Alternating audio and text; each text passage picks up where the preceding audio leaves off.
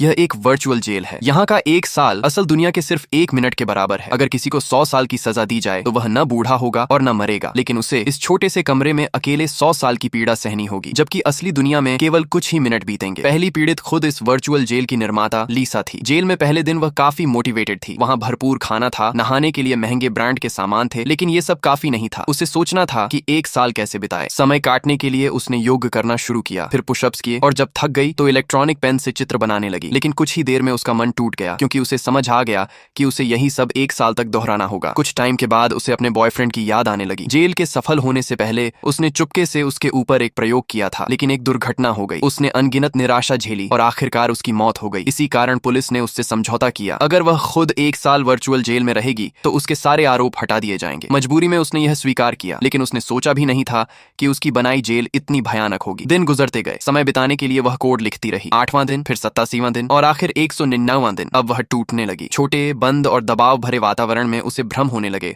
और मानसिक स्थिति बिगड़ गई। किसी तरह उसने 365वां दिन भी झेल लिया। उसने स्नान किया, स्क्रीन को घूरती रही। जैसे ही लाल रोशनी जली, उसे लगा कि वह मुक्त हो जाएगी, लेकिन लंबे इंतजार के बाद भी कुछ नहीं हुआ। स्क्रीन पर तारीख फिर पहले दिन पर लौट आई। उसे समझ आया कि सिस्टम में खराबी है। अगर ठीक नहीं हुआ तो वह सैकड़ों हजारों साल तक फंसी रह सकती है। गुस्से में उसने तोड़फोड़ की और संयोग से उसे एक वेंटिलेशन मिला। उसने उसे खोला और बाहर निकल गई, लेकिन बाहर आकर पता चला कि यह कोई वर्चुअल जेल नहीं था, बल्कि एक विशाल गोदाम था। वहां उसके खाने पीने का सारा सामान रखा था। दूसरे कमरे में कैमरे लगे थे। उसे 24 घंटे देखा जा रहा था। उसे पता चला कि उसके पार्टनर ने उसे धोखा दिया है। कंपनी पहले ही लॉन्च हो चुकी थी और उसकी तकनीक से वो बहुत अमीर बन चुका था। उसने पेटेंट चुरा लिए थे और सब कुछ अपने नाम कर लिया। वह पुलिस के पास गई, लेकिन रिकॉर्ड में लिखा था कि वह 1 साल पहले मानसिक रोगी के रूप में लापता हो चुकी है। पुलिस ने उसकी बात पर विश्वास नहीं किया। आखिरकार उसे समझ आया कि उसके प्रयोग में असली खतरा क्या था। अगर वर्चुअल दुनिया में दुर्घटना हो जाए और समय पर बाहर न निकला जाए तो वास्तविक दुनिया में दिमाग को नुकसान या मौत हो सकती है। बाद में जब उसने नौकरी छोड़ने की कोशिश की, पार्टनर ने उसे फिर से जबरदस्ती उसी प्रयोग में डाल दिया। इस बार उसने जल्दी रास्ता खोज लिया और बाहर आकर गुस्से में अपने पार्टनर को भी उसी वर्चुअल जेल में डाल दिया, ताकि वो भी उसी दर्द को महसूस करे